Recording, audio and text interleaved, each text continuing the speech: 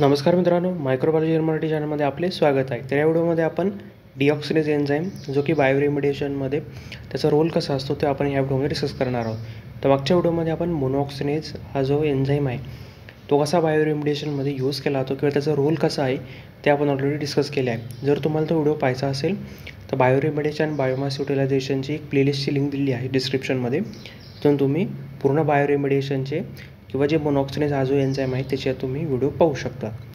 तर या व्हिडिओमध्ये आपण हा जो डिऑक्सिनेज हा जो एन्झाईम असतो हा एन्झायमॅटिक ब्रेकडाऊन करतो प्रोटॉनचं. म्हणजे जे काही हायड्रोफोबिक जे काही प्रोटॉन असतील किंवा जे टॉक्सिक फॉर्मचे जे असतील त्याला नॉन टॉक्सिकमध्ये कन्वर्जन करतो. जे हायड्रोफोबिक प्रोटॉन आहे जे की वॉटर हिटिंग आहे, तर अशा जे काही मॉलिक्यूल आहेत त्यालासुद्धा कन्वर्जन करण्याचं काम करत असतो. तसंच जे TCA सायकल असते तर त्याच्यामध्ये वेगवेगळे इंटरमिडिएट आपल्याला पाहायला मिळतं. म्हणजे वेगवेगळे जे इंटरमिडिएट असतील किंवा प्रोडक्ट असतील ते त्याच्यामध्ये एंटर करत असतात.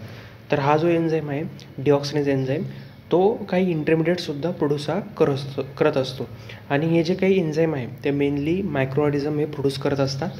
तर मायक्रोऑर्गॅनिझम ज्यावेळेस त्याच्यावरती ॲक्ट होतो त्याच्यानंतर मग मायक्रोऑर्गॅनिझम डिऑक्सिनेज एन्झाईम वगैरे असे जे काही एन्झाईम असतील जे काही बायोडिग्रेडेशन करण्यामध्ये हेल्प करत असतात ते सिक्रेट करतात. आणि त्याच्यानुसार मग नंतर जे प्रोटॉनचं जे काही डिग्रेडेशन किंवा ब्रेकडाऊन हे होत असतं. तर या व्हिडिओमध्ये आपण डिऑक्सिजनेज हा जो एन्झाईम आहे किंवा डायऑक्सिनेज हा जो एन्झाईम आहे त्याचा रोल काय आहे तो आपण या व्हिडिओमध्ये पाहणार आहोत. तर चला तो व्हिडिओ सुरुवात करूयात. तर डायऑक्सिनेज हा जो एन्झाईम आहे तो सगळा ऑक्सिडेटिव्ह एन्झाईममध्ये येतो, जो की ऑर्गॅनिक प्रोटॉनला बायोडिग्रेडेशन करण्यासाठी त्याचा रोल हा प्ले करत असतो. तर याच्यामध्ये काय होतं, जे काही मोलेक्युलर ऑक्सिजन आहे त्याचे जे काही बोथ आयटम आहे मोलेक्युलर ऑक्सिजनचे म्हणजे O2चे, तो इनकॉर्पोरेशन करण्यासाठी म्हणजे सबस्ट्रेटमध्ये इनकॉर्पोरेट करण्याचं काम करत असतो. त्याच्यामुळे जे काही कॉम्प्लेक्स किंवा नॉन टॉक्सिक टॉक्सिक कंपाऊंड आहे त्याचं ब्रेकडाऊन हे होत असतं. त्याच्यासाठी हा इसेन्शियल मानला जातो. त्यात डिऑक्सिनेज एन्झाईम इनकॉर्पोरेट करतो मोलेक्युलर ऑक्सिजनला, जेणेकरून सबस्ट्रेटमध्ये तो जाऊ शकेल आणि त्याचं ब्रेकडाऊन हे होऊ शकेल. तर आता आपण पाहूयात की फंक्शन काय आहे बायोरेमिडिएशनचं डिऑक्सिनेज एन्झाईमचं. तर ॲरोमॅटिक रिंग क्लिवेज करायचं काम करतो. म्हणजे जे सगळ्यात पहिल्यांदा जे ॲरोमॅटिक रिंग असते त्याला क्लिवेजचं इनिशिएशन करण्यासाठी म्हणजे जे काही PAH किंवा PCB किंवा बेन्झिन डेरिव्हेटिव्ह असे जे काही कॉमन प्रोटॉन आहे त्याच्या ॲरोमॅटिक रिंगला क्लिवेज करण्याचं काम जो डिऑक्सिनेज एन्झाईम आहे तो करत असतो. तसंच डिटॉक्सिफिकेशन म्हणजे जे हायड्रोफोबिक आहे किंवा टॉक्सिक कंपाऊंड आहे त्याला कन्वर्ट करतो नॉन टॉक्सिकमध्ये किंवा बायोडिग्रेडेबल फॉर्ममध्ये. जे काही अनबायोडिग्रेडेबल जे काही फॉर्मचे प्रोटॉन असतात त्यालासुद्धा बायोडिग्रेडेबल फॉर्ममध्ये कन्वर्जन करण्याची ॲबिलिटी डिऑक्सिनेज एन्झाईममध्ये आहे.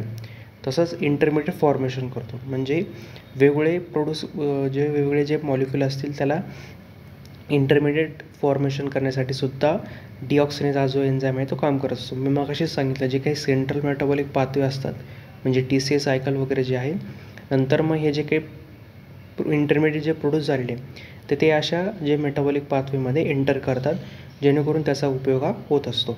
तर की रोलचा जर विचार केला किंवा की फंक्शनचा जर विचार केला तर सगळ्यात पहिल्यांदा ॲरोमॅटिक रिंगचं क्लिवेज करण्याचं इनिशिएशन काम डिऑक्सिनेज एन्झाईम करतो. डिटॉक्सिफिकेशन करतो आणि काही जे काही प्रोडक्ट असतील किंवा काही एन्झाईम असतील किंवा काही मॉलिक्यूल असतील तर असे प्रोड्यूस करतो जेणेकरून जे सेंट्रल मेटाबॉलिक पाथवेमध्ये एंटर होऊ शकतील आणि त्याचा यूज हा होत असतो पुढे जाऊन. तर अशा बायोरेमिडिएशनमध्ये 3 मेन की फंक्शन आणि की रोल आपल्याला डिऑक्सिनेज एन्झाईमचे पाहायला मिळतात. त्याच्यानंतर टाईप्सचा जर विचार केला 3 मेन टाईप आपल्याला पाहायला मिळतात. कॅटॅकॉल 1, 2 डायऑक्सिजनेज म्हणजे ऑर्थो पाथवेमध्ये जे काही हायड्रॉक्सी ग्रुप असतो त्याला क्लीव्ह करतो, जेणेकरून तो सिस मोनोकोनिक ॲसिड जो काय आहे त्याच्यापासून फॉर्म करत असतो. तसंच कॅटॅकॉल 1, 3 डिऑक्सिनेज जे काही मेटा पाथवे आहे जे की क्लीव्ह करतो, म्हणजे आउटसाईड जे काही हायड्रॉक्सी ग्रुप असते त्याला क्लीव्ह करतो. तो कशापासून करतो 2 हायड्रॉक्सी म्युकॅनिक सेमीअल्डिहाइड हा जो एन्झाईम आहे त्याचा वापर करून जे काही हायड्रॉक्सी ग्रुप असेल त्याला क्लीव्ह करण्याचं काम करतो. तसंच स्पेसिफिक डिऑक्सिनेज एन्झाईम जे काही आहेत टुलिन डिऑक्सिनेज किंवा नॅफ्थलिन डिऑक्सिनेजनेज, हे जे काही नॅफ्थलिन आणि टुलिन हे जे काही प्रोटॉन आहे त्याच्यामध्ये याचं ब्रेकडाऊन करण्यासाठी हे जे प्रोटॉन आहे त्याला क्लिओ करण्यासाठी सुद्धा हे जे काही डिऑक्सिनेज हे जे 2 प्रकार आहेत ते सुद्धा वापरले जातात. तर असे 3 मेन टाईप आपल्याला याचे पाहायला मिळतात. तर कोणकोणते मायक्रोऑर्गॅनिझम जे काही डिऑक्सिनेज एन्झाईम ते प्रोड्यूस करतात, त्याचा एक्झाम्पल जर विचार केला, जे सुडोमोनास पुटिडा हा जो मेन जो काही आपल्याला माहिती आहे, सुडोमोनास हे जे स्पेसिस आहे ते बायोरेमिडिएशनमध्ये किंवा बायोडिग्रेडेशनमध्ये काम करत असतं. तसं फंगससुद्धा आहे, फंगसला डिकम्पोजर म्हणून सुद्धा ओळखलं जातं. तर त्याच्यामध्ये सुडोमोनास पुटिडा हा जो स्पेसिस आहे तो जास्त करून डिऑक्सिनेज एन्झाईम प्रोड्यूस करण्याचं काम करतो. तसंच ब्रुकेलेरिया कॅप्किया, तसंच पिंजोगोमस स्पेसिस किंवा मायकोबॅक्टेरियम जे काही स्पेसिस आहे, अशा वेगवेगळे जे काही स्पेसिस असतात ते डिऑक्सिनेज एन्झाईम प्रोड्यूस करण्याचं काम करतात, जेणेकरून जे काही पोल्युटंटचं बायोडिग्रेडेशन हे होऊ शकेल.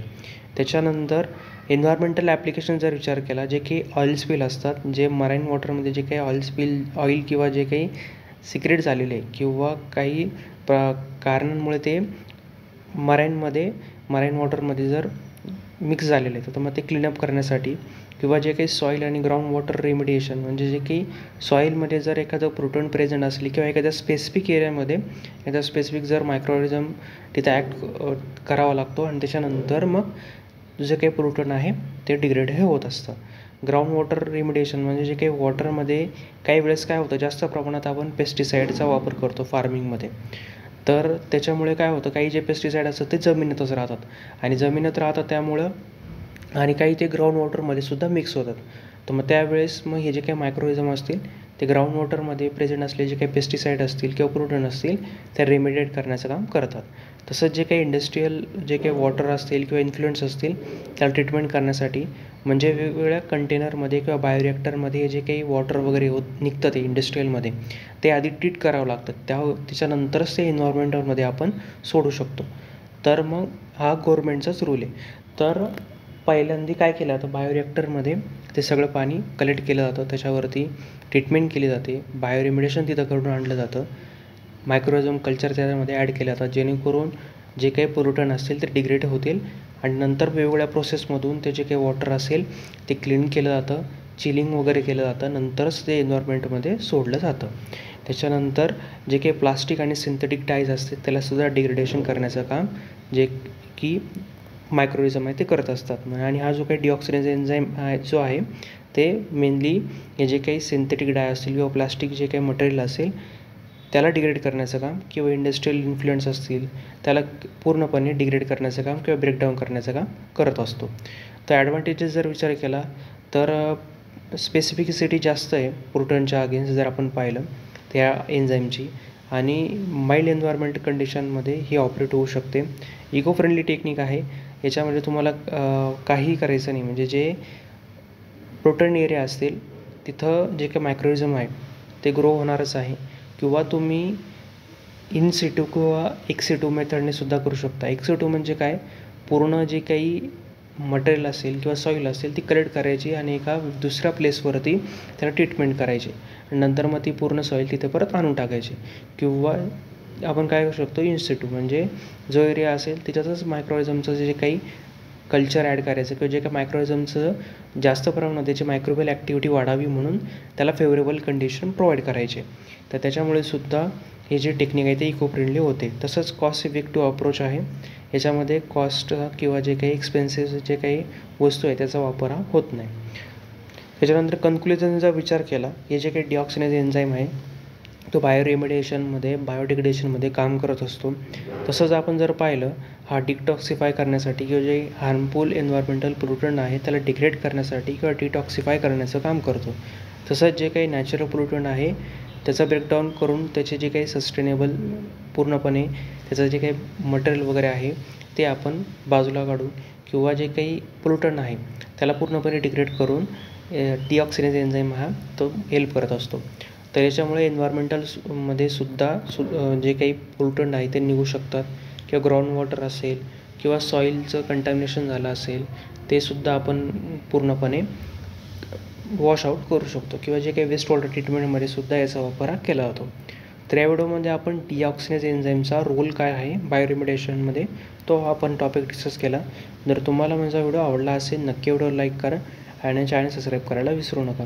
आणि जर तुम्हाला एखाद्या स्पेसिफिक टॉपिकवरती जर व्हिडिओ पाहिजे असेल तुम्ही कमेंट सेक्शनमध्ये नक्की कळवू शकतात.